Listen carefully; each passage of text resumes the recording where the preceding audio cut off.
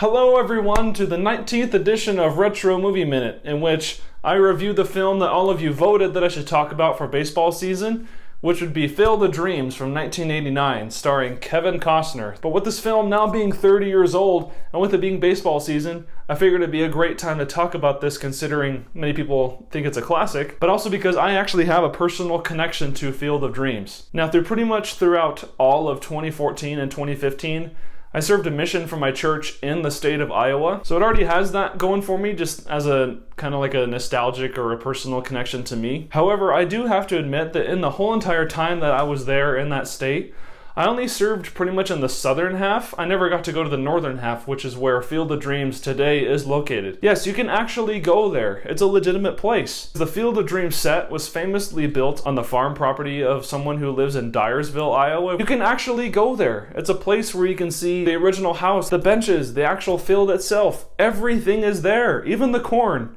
Well, I mean, in the off-season, there's no corn. If you go in the summertime or the fall, you'll definitely see corn. You can go there and have the full Field of Dreams experience like Kevin Costner and James Earl Jones had there.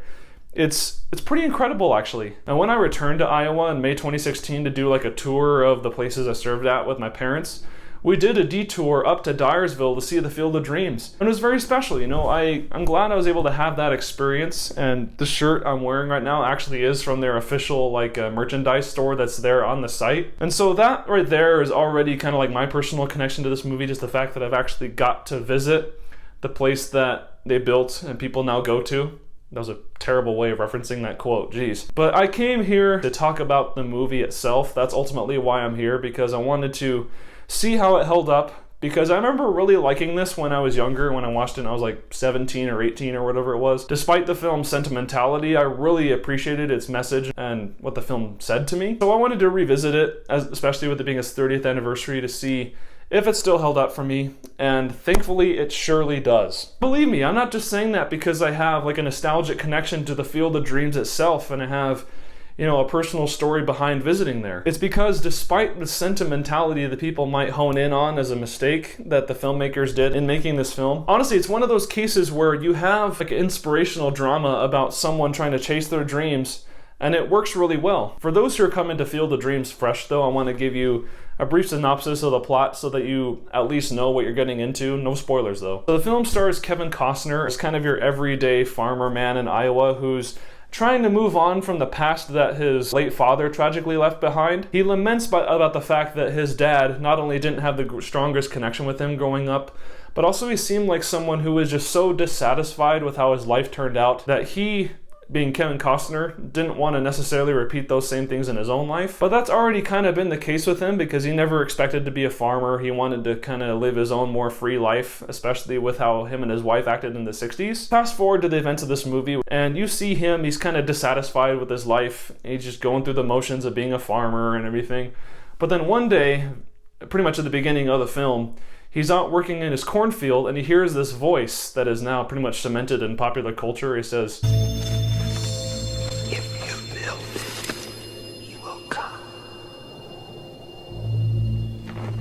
at first, you know, he does what everyone would do and kind of like blows this off and thinks he's just hearing voices in his head because he's crazy. But eventually he starts to believe this voice that's telling him, if you build it, he will come. And so what does he do? We cut down a good portion of his farmland and the crop that he uses to sustain his family, and decides to build a baseball field on that property. He has no idea why he's doing this. He just knows that he has to. The events of the film later realize why this all takes place. But ultimately, this film is so good because of where the story goes from there. I love the way that this thing is structured. You start off not pretty much knowing the same exact amount of information as Kevin Costner does.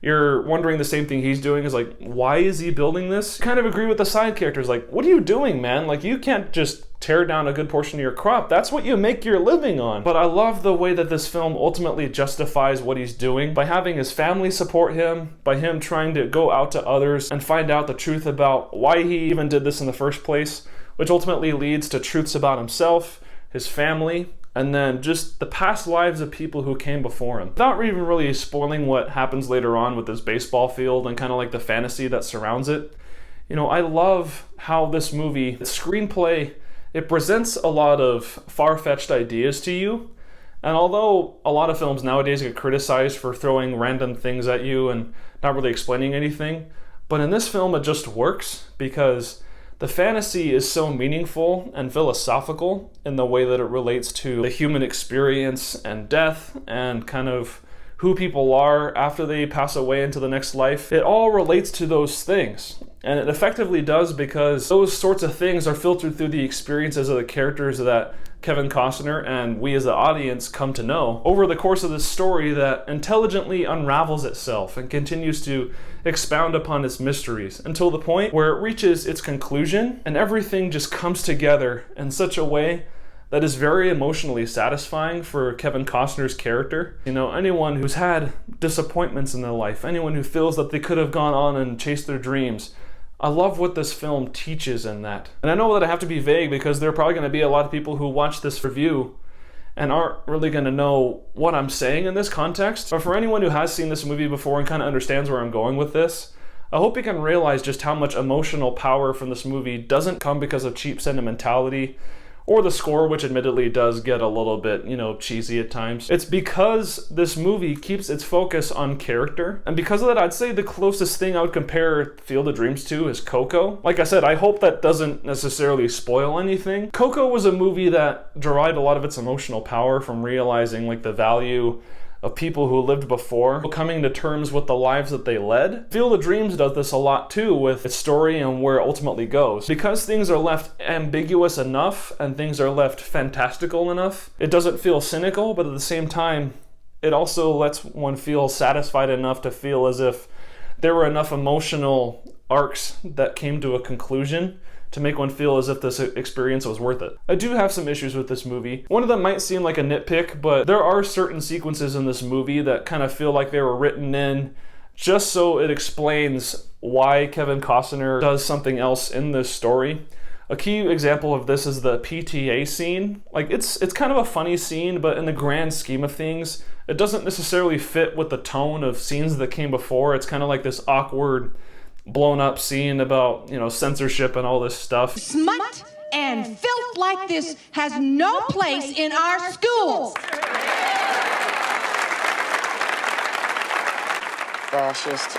I get why it's in the narrative and what it means for Kevin Costner's realization of what he needs to do, but in the context of itself, I don't think the scene works as well. It clearly feels like something that the writers did just so that they could be like, oh, we need something to take place here so that this can happen. It doesn't feel as natural of a progression of events as it could have. Also, in the first act, when you're kind of discovering how things are going on, I will admit that the story does lag a bit because there's so many mysteries going on to where it keeps you invested, but at the same time, it feels slowly paced while you're watching it because there's not necessarily a lot that's taking place. But gratefully, the film picks up a lot once James Earl Jones is introduced into the picture. And I love the attitude that he brings to this movie. We're used to James Earl Jones being this epic character like Darth Vader and Mufasa from The Lion King. But I love the levity that he brings here. It's kind of unexpected for a character like him. And he sort of plays that cliched character that we've seen in a lot of movies where they were once this well-regarded figure and then after they grow old, they become jaded and they're like, I don't do that anymore. Give up on your dreams. They don't take it to quite that extreme, but he feels a little bit like that cliched character at first.